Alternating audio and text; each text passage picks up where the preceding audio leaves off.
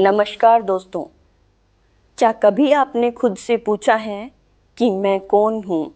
क्या मैं सिर्फ ये शरीर हूँ या कुछ और, कुछ गहरा, कुछ स्थायी?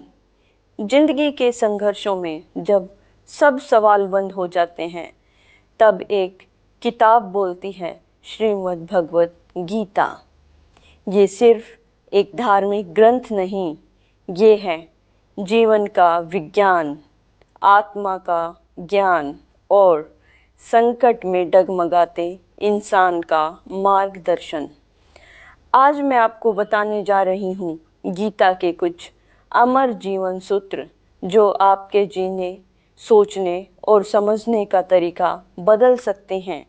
तो बस मन को शांत कर लीजिए और इस दिव्य यात्रा में मेरे साथ चलिए, क्योंकि अब बोलने वाली है गीता। तो ध्यान से सुनिए दोस्तों।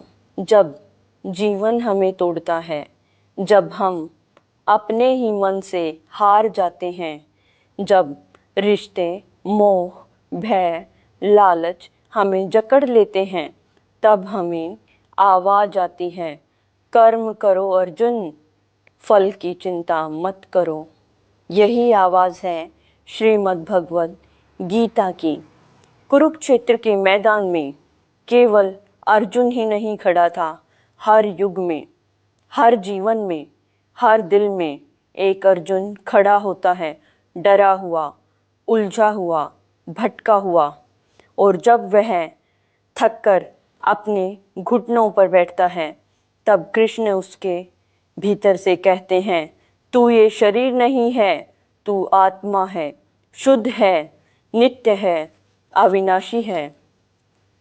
जब हम ये जान लेते हैं कि हम सिर्फ हड्डियों और मांस का ढांचा नहीं, बल्कि चेतना है, अमर है, तब हमारा डर कमजोर हो जाता है। मृत्यु, विफलता, अपमान, इनका असर कम होने लगता है, क्योंकि गीता कहती है, आत्मा न जन्म लेती है, न मरती है, न उसे कोई जला सकता है, न काट सकता है। और यही पहला ज्ञान हमें खड़ा करता है। फिर गीता हमें कर्म की ओर मोड़ती है, कहती है, तेरा काम है कर्म करना, फल की अपेक्षा मत रख, तू बीज बो, फल भगवान के हाथ है। और जब हम फल की चिंता छोड़कर कर्म करने लगते हैं, तो हर कार्य पूजा बन जाता है और हर छोटी कोशिश भक्ति बन जाती है। कृष्ण फिर कहते हैं, स्वधर्म पर अडिग रहो, अपना कर्तव्य छोड़कर किसी और का मार्ग अपनाना डर पैदा करता है। आज हम सब अर्जुन हैं। हम नौकरी, रिश्ते, सपनों और धर्म के बीच खड़े हैं, भ्रमित। पर गीता कहती है, जो अपने कर्तव्य से भागता है वह आत्मा से भागता है, और जो कर्म करता है वह भगवान के करीब जाता है। पर फिर सवाल आता है, जब दुनिया नीचे गिरा रही हो, तब ताकत कहाँ से लाएं? तब श्री कृष्ण मुस्कुरा कर कहते हैं, भक्ति से जुड़ो, मुझ में समर्पण करो, मैं तुम्हें हर बंधन से मुक्त करूंगा। भक्ति कोई व्रत या पूजा नहीं, भक्ति वो भाव है जब दिल से हम कहते हैं, जो होगा वह तुम्हारी मर्जी से होगा। कृष्ण, ईश्वर को पुष्प नहीं चाहिए, उन्हें हमारा सच्चा प्रेम चाहिए। श्री कृष्ण कहते हैं, कोई मुझे प्रेम से जल भी दे तो मैं उसे स्वीकार करता हूँ। और जब हम इस भाव में जीने लगते हैं, तो हर रिश्ता आसान हो जाता है। हर मुश्किल एक इम्तिहान नहीं, एक आशीर्वाद लगने लगती है। फिर गीता हमें ले जाती है मन की ओर। श्री कृष्ण कहते हैं, मन बहुत चंचल है, पर अभ्यास और वैराग्य से नियंत्रित हो सकता है। आज हमारे सारे दुख मन से आते हैं, विचारों से, अपेक्षाओं से व इच्छाओं से आते हैं। ध्यान, योग और मौन ही इस मन को शांत कर सकते हैं। जब हम स्थिर होते हैं, हमारा मन स्थिर होता है, तब हम बाहर की नहीं भीतर की आवाज़ सुन पाते हैं। और जब हम अपने भीतर का मैं को शांत कर लेते हैं, तब आत्मा प्रकट होती है। इसलिए श्री कृष्ण कहते हैं, योगी वही है जो संसार में रहते हुए भी अंदर से जुड़ा रहे।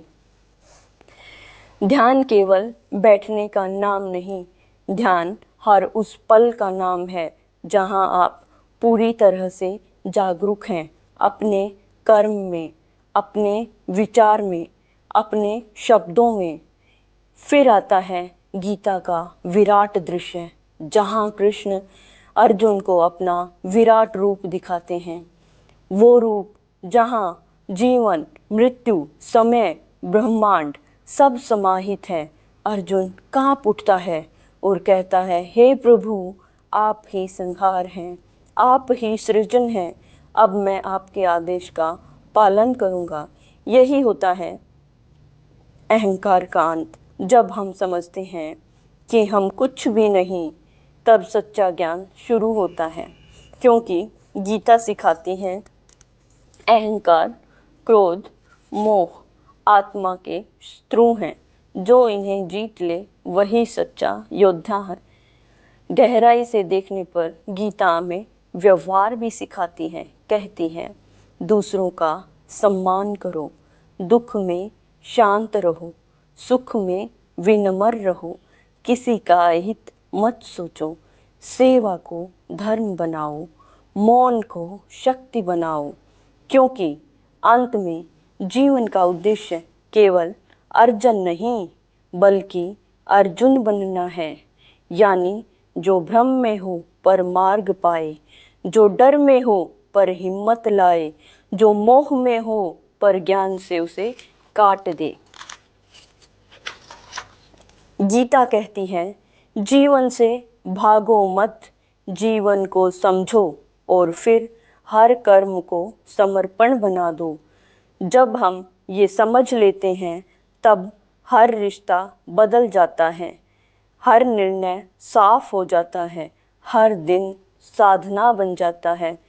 और यही है श्रीमद् भगवद गीता के जीवन सूत्र, जो अलग अलग नहीं हैं, बल्कि एक जीवन यात्रा के चरण हैं। शुरुआत आत्मबोध से होती है, रास्ता कर्म से जाता है, हृदय भक्ति से खुलता है और मन योग से शांत होता है, और फिर परमात्मा से मिलन हो जाता है। तो दोस्तों, अगर आप इस जीवन यात्रा से जुड़े तो इसे अपने मित्रों और परिवार तक जरूर पहुंचाएं। हो सकता है इससे किसी का चैन, किसी की रात की नींद लौट आए। चैनल को सब्सक्राइब करें, क्योंकि अगली बार जब भी आप उलझें, श्री कृष्ण की भगवद गीता फिर से आपका मार्गदर्शन करेगी। जय श्री कृष्ण।